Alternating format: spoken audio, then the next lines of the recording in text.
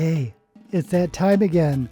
Time for another episode of Shelve It or Shove It, the completely superficial way to pick books for your TBR based solely on their covers. I am your hostess with the mostest, Daisy X Machina, the drag queen detective who investigates all things speculative in science fiction, fantasy, and horror.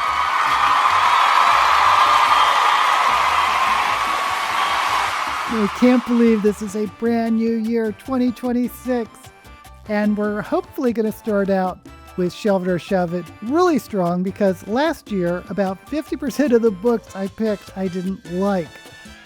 And if you haven't seen me play this game before, I go onto Goodreads, I look at the covers of new releases in science fiction, fantasy, and horror, and I pick one book, again, based only on the covers. I don't read the blurbs until after I pick the book. And it's an interesting ride. So let's go ahead and get started in science fiction. First up is Tailored Realities by Brandon Sanderson. I am a big fan of Brandon Sanderson.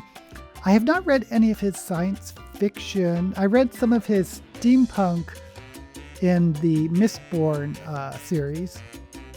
Wasn't a big fan of the steampunk. I'm curious about the science fiction. This one looks like it's an anthology of stories, so not a complete novel. And it has a lovely cover. Brandon Sanderson, I think, has similar tastes to mine because I usually like his covers.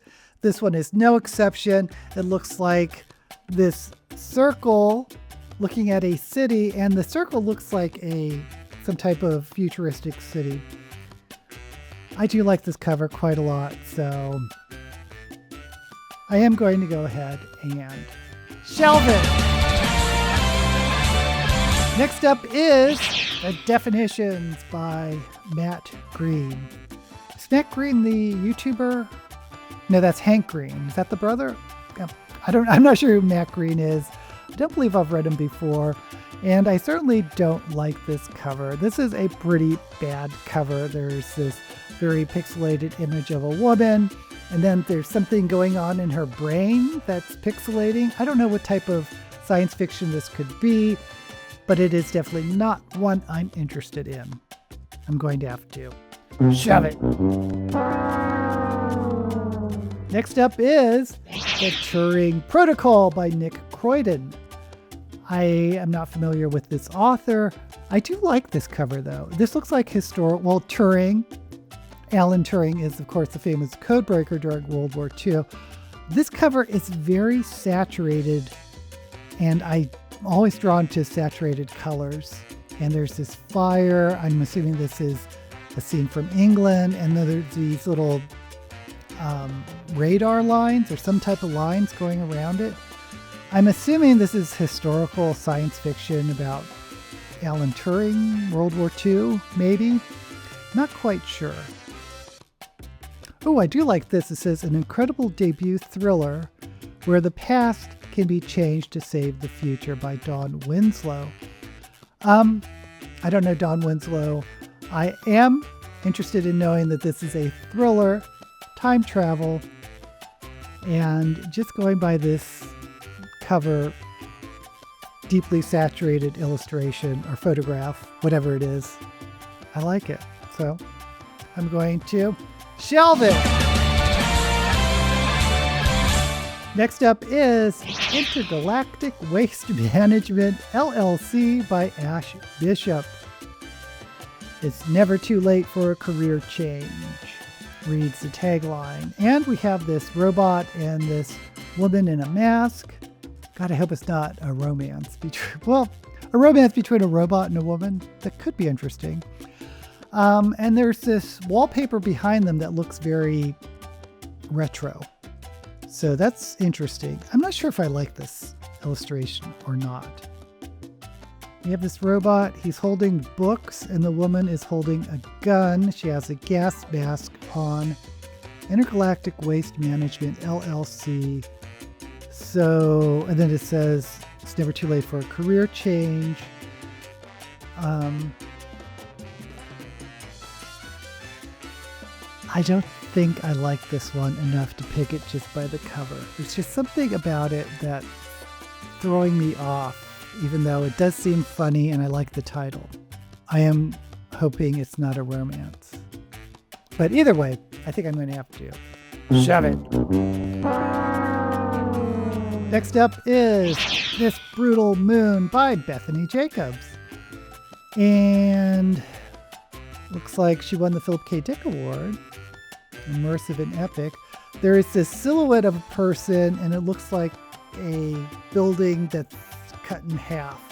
You know, some type of ray gun or something. Just cut it in half, and it's breaking apart. Do I like this illustration? I don't think this is one I would pick just by this cover. I mean, I'm interested in this building that's being cut apart. I'm assuming this is a futuristic war, or maybe on a planet. But yeah, I don't think I'm going to pick this book just by this cover. I'm going to have to shove it. Now we're going to move on to fantasy. And first up is Arcane Inheritance by Camila Cole. You have this tower, this very stark illustration with red light behind it.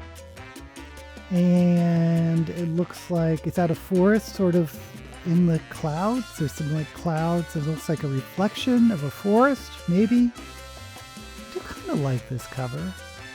Arcane Inheritance. I'm a little worried this is going to be a dark academia type story, which there's just a lot of those floating around now.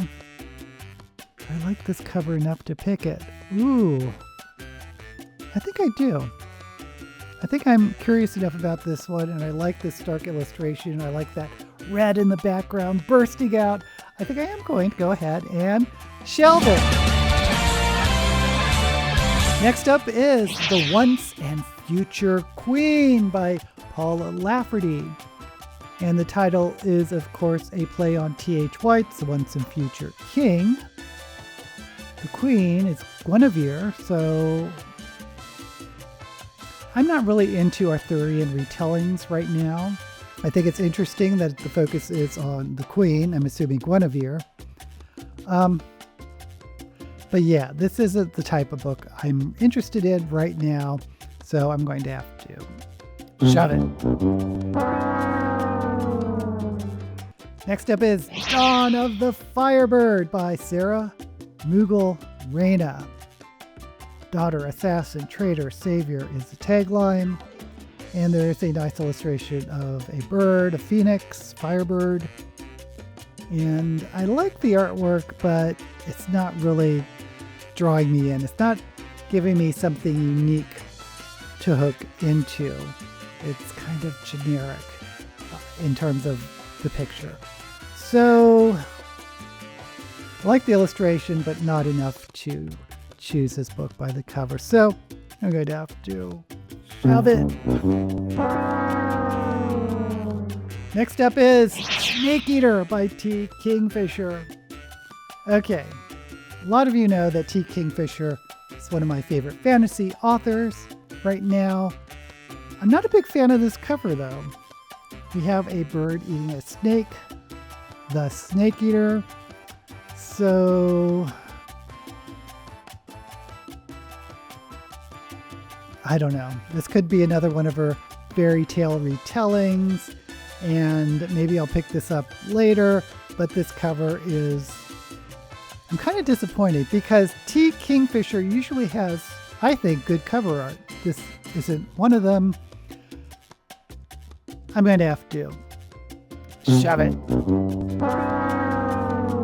Finally, in fantasy, The Library of Fates, a novel by Margot Harrison, with the tagline, "It can write the story of your future and hide the secrets of your past." I do not like this cover. The focus is on the title, the font, and there's these ripples or something that's kind of making it choppy, or it looks like, I don't know, shades or blinds or something. And there are stars or astrological configurations. I don't know what's going on there. but it's a pretty ugly, basic cover that I would never pick up just by this cover, certainly. So I'm going to have to go ahead and shove it. Now we're going to move on to horror. And first up is I'll Quit When I'm Dead by Luke Smitherd. And there is this hand, green hand, that looks like, I guess, an outcropping because there's trees and people on it and someone looking over it. I'll Quit When I'm Dead. It has an interesting color scheme. It has this green of the hand that looks sort of insectoid or, iridescent. But then this font is this orangey red and there's this pink background. It's all very interesting, the color scheme. I'm not sure what this could be about. I'm just thinking zombies or someone coming back from the dead because there's a figure that looks like they're digging into this hand that's an outcropping. I have a lot of questions about this one. I think I'm going to go ahead and shove it. Next up is The Unveiling by Quan Berry. Another really basic cover. It looks like an iceberg, but the underneath looks smaller than or maybe it's upside down. I'm not really impressed by this cover. I'm not sure what it could be about unless it's just about an iceberg. Could be about a ship, maybe. I don't know. Doesn't matter because it's not a very impressive cover. I'm going to have to shove it. Next up is Vampires at Sea by Lindsay Birbaum. This is interesting. I mean, we're getting a little bit just by the title, Vampires at Sea. So vampires on a ship maybe, vampires swimming in the sea, vampire mermen or mermaids. But what's interesting about this is this very old-fashioned painting, it looks like, in the back that's so busy that it's hard to tell what's going on. It makes me really curious about it. Oh, man. It's just not very pretty, is it? It looks like there's an angel, some type of sea creatures, a butterfly or moth.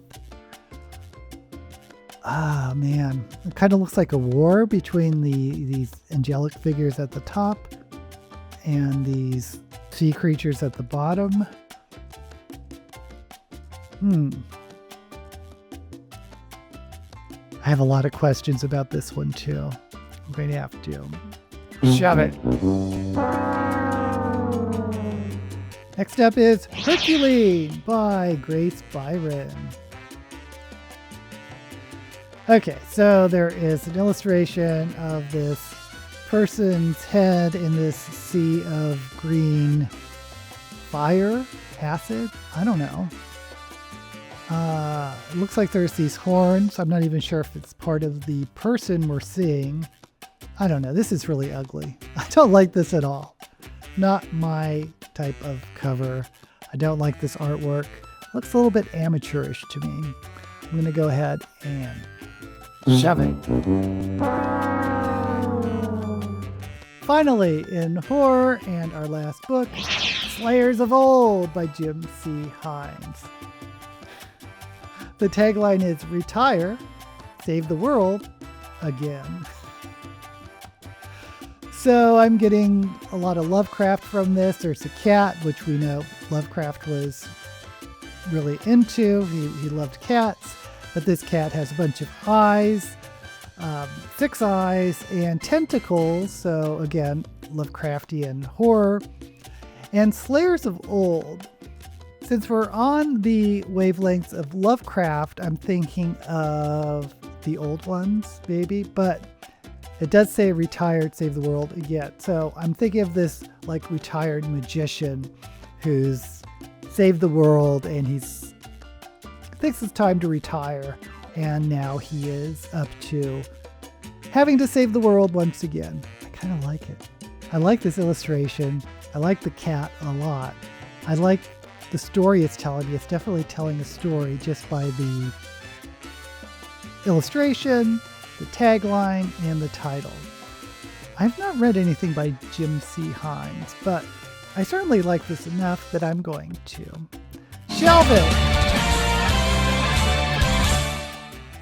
Okay, we have shelved 2 science fiction, 1 fantasy, and 1 horror.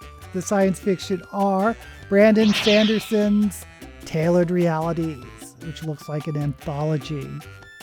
We have The Turing Protocol by Nick Croydon, a very saturated historical time travel fantasy, historical to World War II, we think, and time travel. And in fantasy, we have An Arcane Inheritance by Camila Cole. I hope it's not a dark academia, but it kind of looks like that, but the illustration is absolutely gorgeous. And in horror, we have Slayers of Old by Jim C. Hines, which is making me chuckle just looking at this illustration and the cat with the tentacles and the 6 eyeballs. So, I think you know what I'm going to say, because it's tickling me so much. Slayers of Old by Jim C. Hines. I think I know what we're getting into just by the cover and the title and the tagline, but let's go ahead and read the blurb and find out for sure. Buffy the Vampire Slayer meets the Golden Girls in this humorous, contemporary, standalone fantasy about a group of former chosen ones coming out of retirement to save the world one last time. 3 former chosen ones have joined together to spend their retirement in peace and quiet, running Second Life Books and Gifts in Salem, Massachusetts. A calm, peaceful, tourist-filled oasis where they never have to worry about saving the world, until some of the locals start summoning ancient creatures best left where they were, and they discover that their bookstore basement just may be the portal to the underworld. These ex-heroes may have thought they were done, but if they want to finish their retirement in peace, they'll have to join together to save the world one last time. Fun, funny, and heartwarming. This is a story of community, second chances, and the healing power of scones. Okay, I absolutely love this blurb. I didn't realize it was a group of older individuals. I love that the main characters are older rather than really young, because we don't see that often as our main character heroes. And this is very Lovecraftian. Now, when I say Lovecraft, I often say cosmic horror as the genre. Lovecraft was a bit of a xenophobe in the clinical sense of the term. He was scared of other people, and that means he was racist. So some people have issues with him. I personally don't, because it was so far in the past and he had so many other issues that was the least of them, but it did inform his writings. And I've often said I enjoy works inspired by Lovecraft more than Lovecraft's own writings, and I hope this is going to be another one of those. I'm pretty excited to read this one, I must say. But what about you? What book or books would you have picked based solely on their covers? Let me know down in the comments, and while you're there, don't forget to like this video and subscribe to my channel. Until we meet again, may all the books you read be blessed.